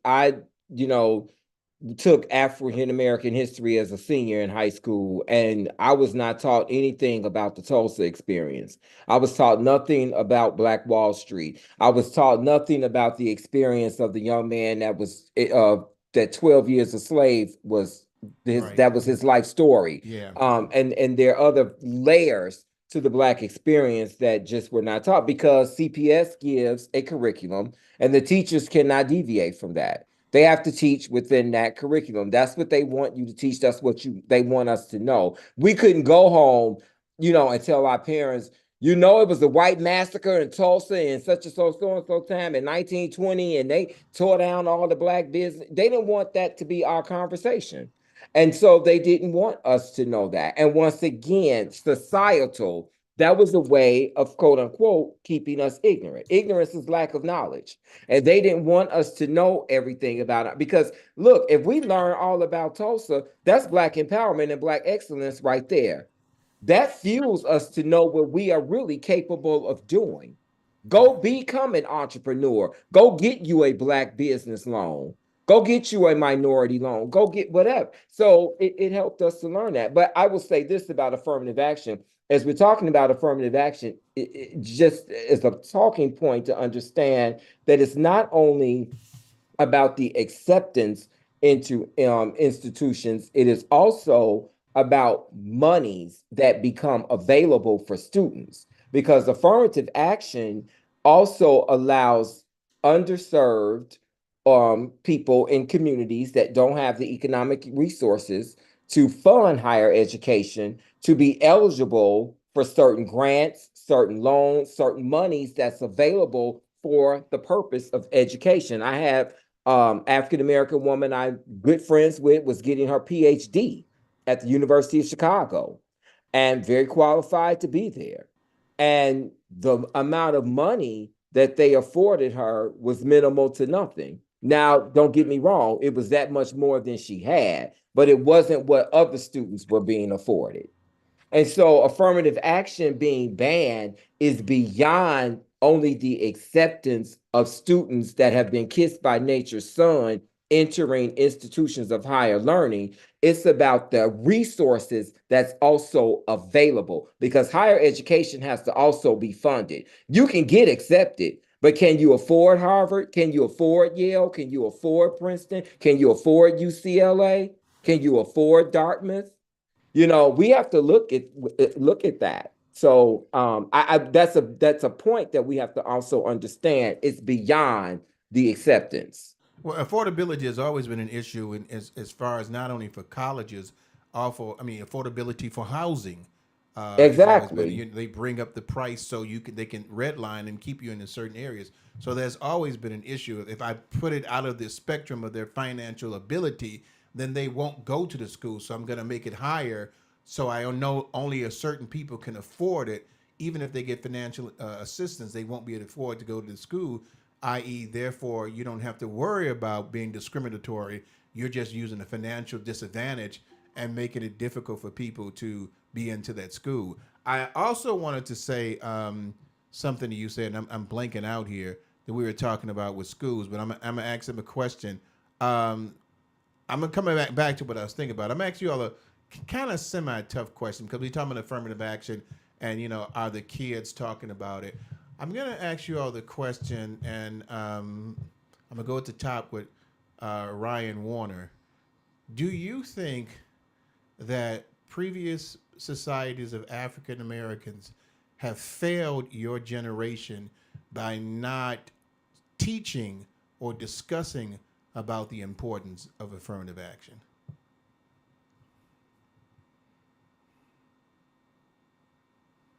Be honest. I mean, we got to be honest, because there were times that we felt in our generation that our families failed us by not telling us about certain things. Yeah, so yeah, that's a good question. Fail is such a harsh word, isn't it? The way I see it, I can really only speak from like the way I would see it is like the reason that would probably not be communicated is because, one thing like I do love and value about the Black community is that we uplift each other, we root for each other, and with that being said, like we will spread the word to each other, like whatever to encourage us. So, because we are in situations where we're so easily discouraged, maybe it just wasn't a topic of conversation because they felt as if, affirmative action is benefiting us, but you have these unfortunately our country, it has a huge foundation of white supremacy. You have these societies that run on white supremacy that see us as a threat and will use that, in order to take us down. So that's really the only way I see, like, that's the reason it's not communicated. I don't think it was with the intention of trying to fail other generations. I actually think they were trying to protect other generations. Because like I said earlier, there are just like we've already like been through so much as a community. So I think that's just a common thing that we do within ourselves to make sure that, we protect our mindsets to be able to persevere through those things. Yeah. Okay. So I will say this. One of the things that is the history of most ethnic groups, is discussed within their traditional families. Jewish people talk about the Holocaust. They talk about the 12 smooth stones of Judah when they had to pick up the stones near the river, and they were telling them what that meant for that each tribe. You've had other minority groups have come over here and talked about the history of how they came to the United States, and so they're constantly teaching them about that.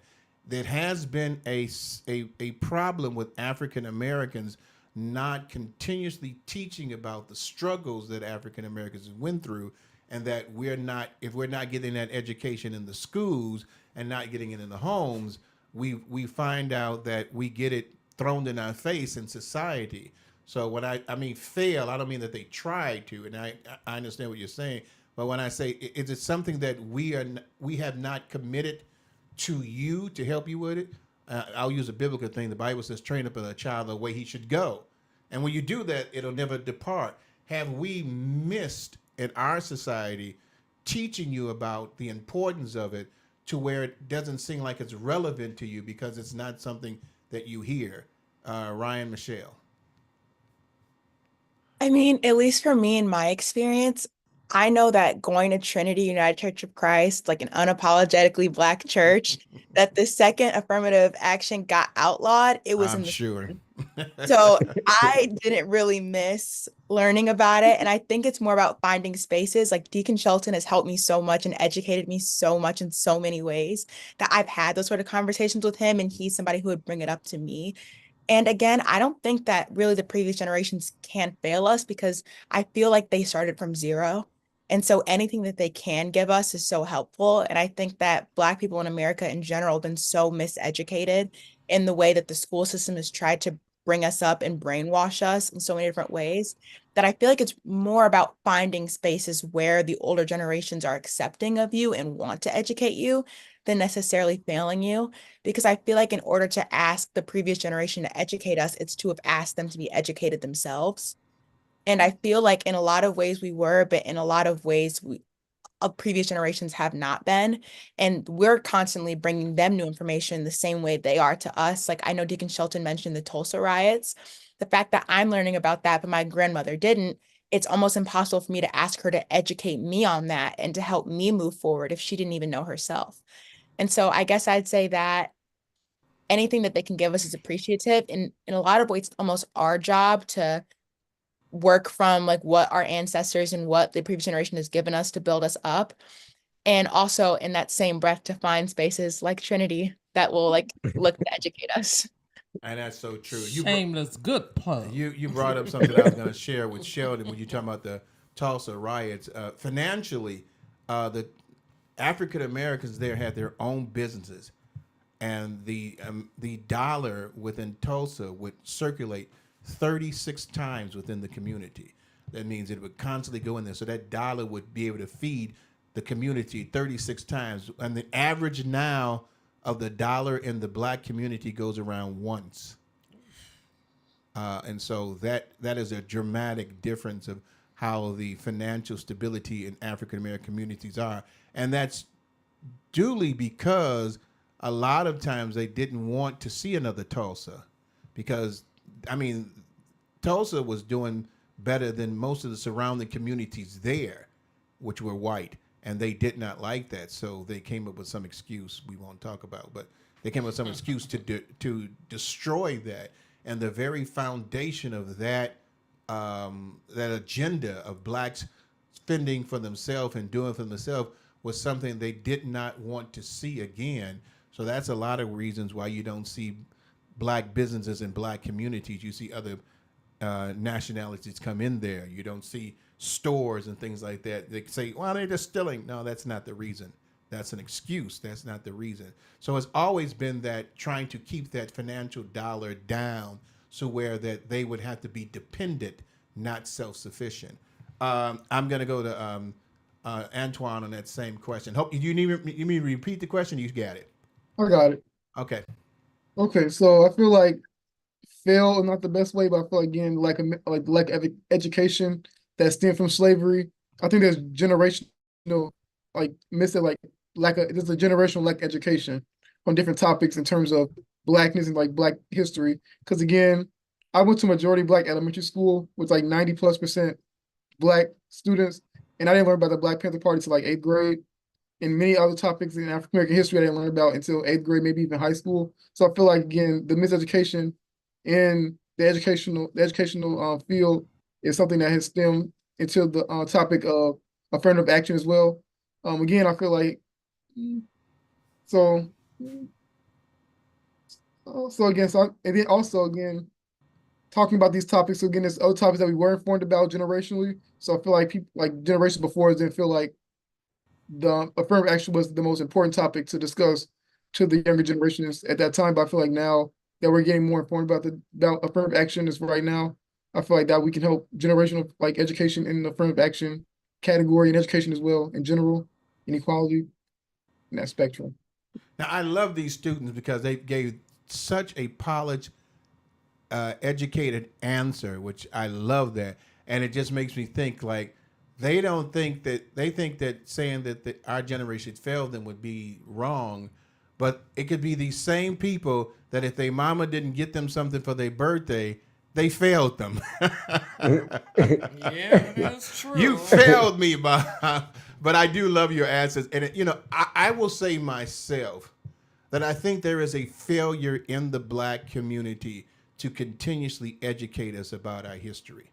That's why we had the Black Panthers on here about talking about the breakfast programs and all the things they were doing and how white society, especially in here in Chicago, was tapping, Fred Hampton's phone when he was like 13 years old in his household because they didn't want the black unity to be together. They didn't want blacks coming together. Blacks were also working with other minority groups to bring unity between the groups. They didn't just want it to be blacks only. Black Panthers was an association, and I had a WSO with the first person who sponsored my baseball team. They bought me my first glove. I got a lot of education on black power and black pride from these men that were doing great things. You don't hear about that because we don't discuss it. We don't never talk about our history as much. And the only thing we get a lot of times is the negative history from the news because we don't want to talk about the depression that we went through because we want to forget it instead of educating our students to let them know why it's so important for them to have a great education. Because you have some students like the Asian students that come over here, they know about the importance of education and the struggles that they went through. I see you, Ryan Michelle. And the thing about it is that sometimes we don't, play it forward to tell them about this. And then we get complacent to think, we didn't go through anything. But then we get into society and it's like, they're going to remind you who you are. You have to have that reminder from your people to tell you that, I love that old saying, say it loud, I'm black and I'm proud. I can still remember doing that. Say it loud, I'm black and I'm proud. Yeah, I'm all excited about that. We don't do that anymore to encourage our children. You're thankful to have someone like Sheldon. That's why I love him so much. He's a person that's always going to be an encourager. Even if he's down, he's going to encourage you. He all right. But I love that about him. But I think in some cases we have failed each other and generation for generation. And hopefully the newer generation can step up and help them about understanding the things we need. And affirmative action is very important because now that it's gone, I don't have to care about you in my school. I don't even have to address you anymore because of that. Ryan Michelle? I was just going to add on that I think that white oppression in America has a great way of instilling fear and trauma into Black Americans. And I think that it's very hard for us to talk about our history because a lot of our progressive movements have ended in trauma and pain. So even talking about the Black Panther Party and Fred Hampton, me learning who he is, but if the people who were around him at the time know that he died gunned down in his own home, it makes it a lot easier for that to be swept under the rug. And I think it's very easy for older generations, at least I've heard, to not talk to us about parts of our history because it is too painful or too traumatic to recount. And I think that that's the importance of Black boldness. It's speaking out despite oppression and trauma. And I think even things like the Black Lives Matter movement, we go out and we say things loud and proud and it ends in tear gas. Yeah. Things like that. I think that that's an important part about why it's so hard for us to speak out as boldly as we are. And that's why we're so grateful to have opportunities like this to come on and speak our truth and use our voices, because I think that's a reason why people aren't speaking out against affirmative action, because they know that the repercussions that come with it to some people aren't worth. Okay, I'm doing a Ryan Michelle here, raising my hand up. To sum everything up, what everyone just said, to know better, you do better. I get that. But something so profound about 4 or 5 years ago with my mom, who would be 85 this year, I went over to her house and she had real cotton. And I'm like, well, what the heck you got a cotton plant for? My first thought was, let's forget about that. And it's a twofold what you said. It's painful for people to talk about certain things. When she told me that she literally picked cotton, that blew me away. Because I'm like, wait a minute, what you mean you pick cotton? You, my mom, you wasn't out there picking cotton. So I always wonder, why don't she like watching these movies during this month of Black History? She said, it's too painful. I was that person out there. I couldn't go to school. I had to pick cotton. And I'm like, wait a minute, it's still so deep to me to think my mom was picking kind of, I'm going on 58 in 2 weeks, going on 58, and I'm thinking, hold up, this is so real that when you said painful to talk about, that puts me right back to her face, her expression, like it's hard for us being a silent generation. Because I don't know, what are you guys' generation? I know we're Generation X, you're baby boomers. What are you guys a generation? You're not millennials, are you Generation We're Y? Generation Z. Z, oh, Gen Zs. Gen Z, we at the yeah. end of the alphabet Yeah. now. Okay. And Gen they are Z. more vocal. And I love the fact how you guys says Deacon, Shelton, he give you that space to learn this stuff and talk about it. Rick give you a panel. Oh, I'm gonna say we give you a panel to come on and talk about this, because a lot of people, this didn't hit home with a lot of people, young people that I know of with the affirmative action. It's like, hey, you know what happens. What they say is S happens, but it's like, doesn't that affect you? It doesn't bother me. Okay, I get that, but it's going to affect us somewhere down the line. So that's why I want to just say I am so proud of you guys. As Deacon Shelton, I'm sorry, as Deacon Shelton said, you guys are the GOAT. I'm listening in awe to you, and I'm looking at this feedback of comments of you guys, like, where these people come from. Because, see, we don't see you on the news, as Rick and I always joke about. We know what we see on the news, and it's definitely not you three. Yeah. So continue to have a voice, and I'm going to let you continue to have a voice. And another thing I want- Brenda, I just want to add to your point about your mom having had the cotton. That's a part of our history. So we have to take the good and bad. There's always been good and bad in the world, and it's always going to be, unfortunately. And so as it pertains to the experience and affirmative action with school, if we're not careful, we're going to relive trouble at Central High. If you remember that, the Little Rock Nine, Yeah. that was about Black students integrating a white school in Little Rock, Arkansas. And so the Ernest Green story, Ernest Green was one of those 9 students. And there's movies about his life. Are those movies hard to watch? Yes, they are. Roots was hard to watch, but we all had to watch it. But we have to change our narrative. We have to stop letting other people tell our story, because people are trying to tell our story, and what they're doing is telling lies. Yeah. Just like when Nikki Haley said there's no racism in America. There is racism in America. Racism is alive and well. As Ryan Michelle said, it's taught. Racism isn't inherited, it's a learned behavior. And so accept it. Ryan, wanted to say something? I don't know if you had your hand up or not.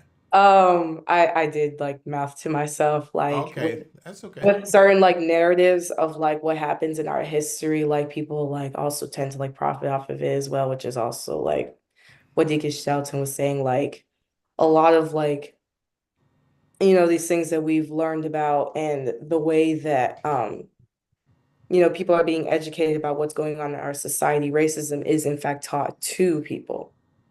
Yeah, that's true. One thing I want to say, we talk about how painful it is for African Americans. Schindler's List showed about the oppression and the hatred of the extermination of Jews. That was written for Jews, so they could continue to know the history of how Hitler wanted to exterminate all Jews. So I know it's hard for African Americans to want to watch these movies, but we have to watch these movies. I don't think a lot of people realize that in Chicago alone, there was a time that you couldn't go past 63rd Street if you were black. 63rd. Anywhere past 63rd Street, you wasn't supposed to be there. And if you were caught past 63rd Street and any time of a dark time period of time, you could get lynched. And we don't know about, that. There was a time in Chicago, and around the world, I should say, that a black person driving a car could not pass a white person driving a car, or they would get arrested or beat. We don't talk about that, but that was historically what would happen. you saw the movie. I don't know if you looked at the Green List. There were Green Book. the Green Book. The only place Yes. that blacks could go to, they had to have a book out there because they couldn't go to certain places. And we don't want to talk about that because we say it's oppressive. But that's what affirmative action was for. So we could talk about these stories and be able to excel above them. It's storming outside right now.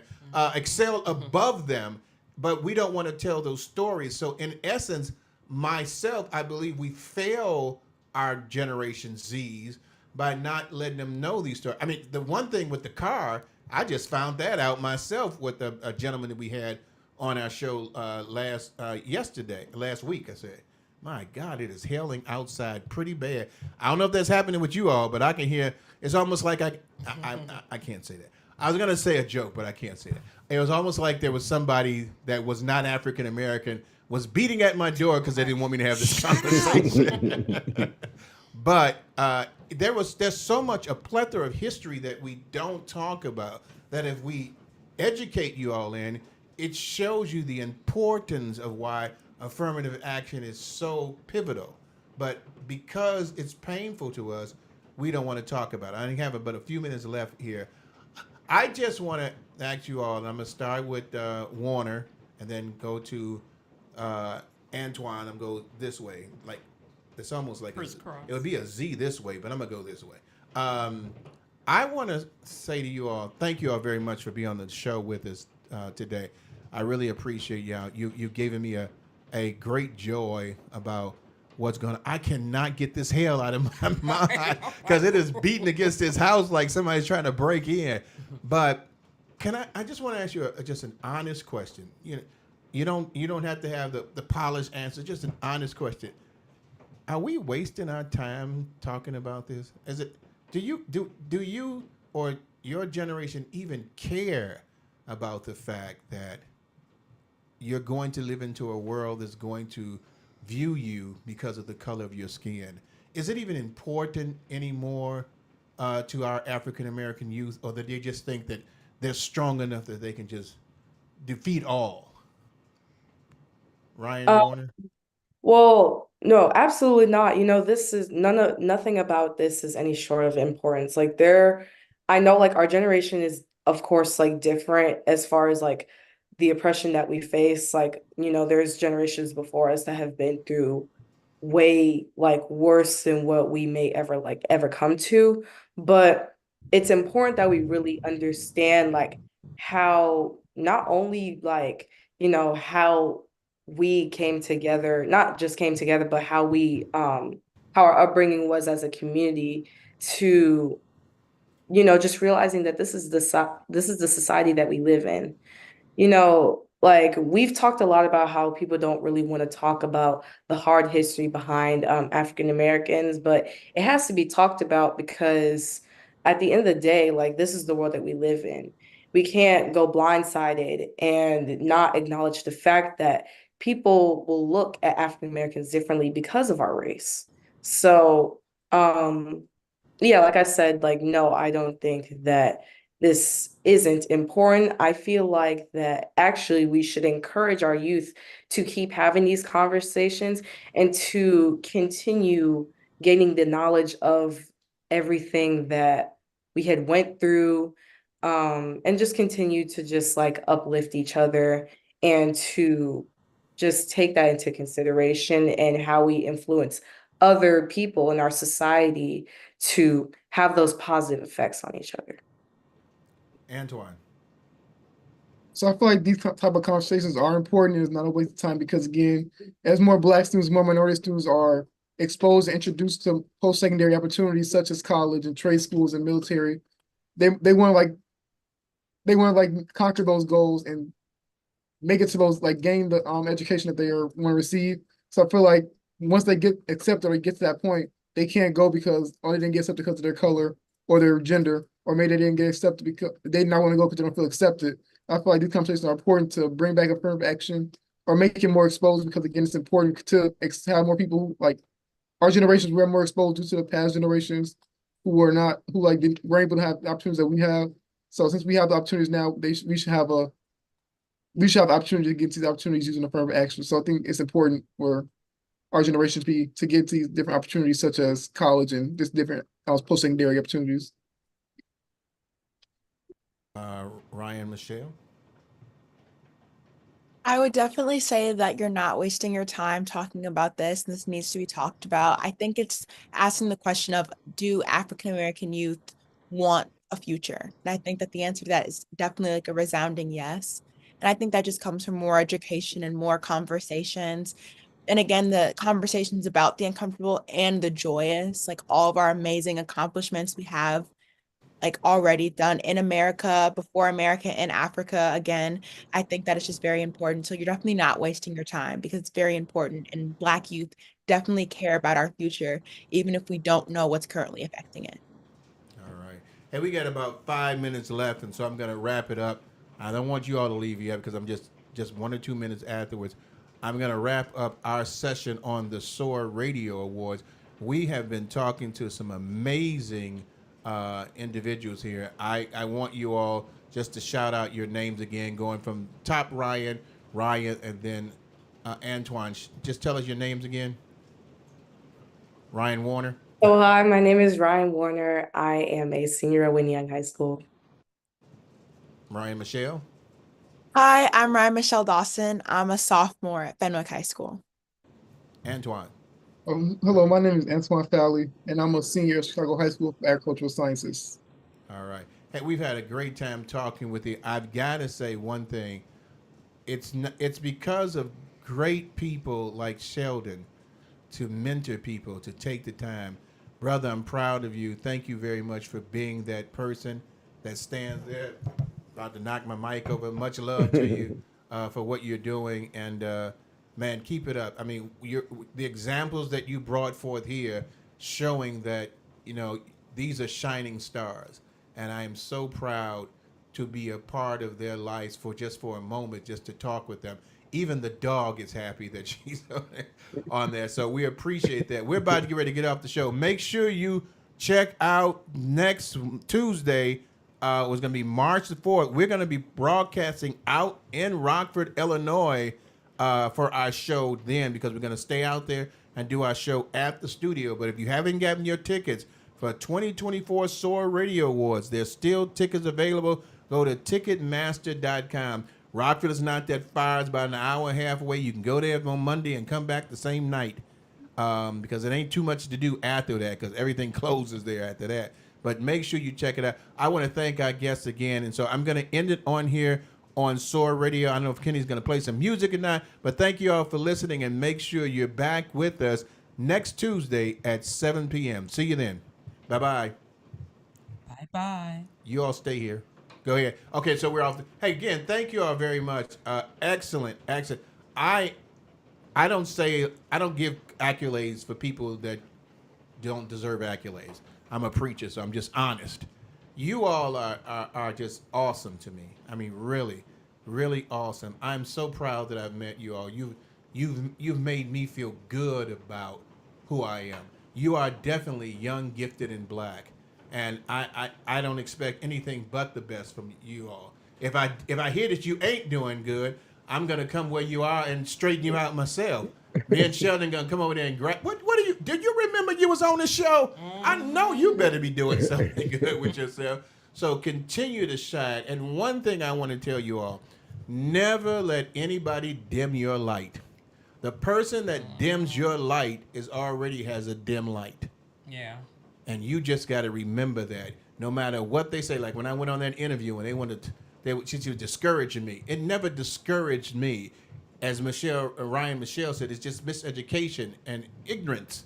I'm not going to allow that to disturb, that's going to tear me down, because I know who I am and what you all are. You all are sensational people that are going to do some great things.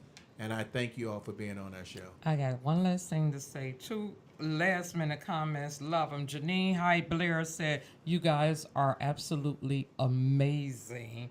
And then you had Aretha Marbley, who said, absolutely wonderful. If that name sound familiar to you guys, your people were out here and they was representing. You even had Andre out here. It's just everybody's so proud that we have educated, articulate, beautiful Black people that rounded out the Black History Month. Right. So I'm like, thank you for doing that. And there's a plethora. There's a lot of young Black educated people. We just don't see it because they don't want to show it to us. So you guys have to be that light to continue to shine. And I thank you all very much. Whatever you're gonna do it with the greatness that you showed today, because I wish I had what you have right now when I was young, because I was clueless when I was young. You say I was or we were? We I'm were. I'm We like, all you don't went know if to- I was clueless. No, I mean, think about it. We all three of us went to Purcell Julian. Different years. Yeah. Sheldon and I graduated the same year in '84, but you was at all 99.9% all Black school. So that's all we knew was us. And then when you branched out, like I said, IIT blew me away. You didn't want me. I didn't want you. You called me the N word, and I was just devastated. I'm like, I'm the N word in 1984. Hey, so that's what I'm proud of you guys for having a voice. Well, I didn't find my voice until much later, but you guys have a voice now. I'm so proud and a of you. great voice. They never called me the N word. Oh, I got the I wasn't a preacher always. There was a Black Panther in me, radical Black Panther in me back in the day. I'll just say that much. I wasn't always halo over my head. So, I mean, God did some good work with me. But I'm proud of you guys. We've taken up much of your time. Thank you all for taking the Send time. Smitty a picture. I got Thank something I need to you. do with Yeah, them. send us a Thank you picture guys because so we're gonna put it out much. there. And I'm gonna make sure that this is gonna be out on Facebook and YouTube soon. I gotta work with Kenny on how to make sure it gets out there. But I'm gonna make sure this is out there so other people can see it as well. Okay. Get that picture. Once Smitty.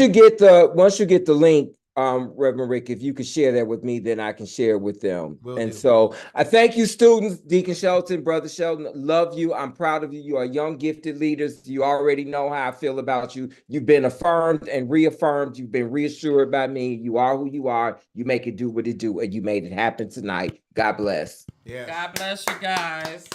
Or Thanks again. Good night, all. All right.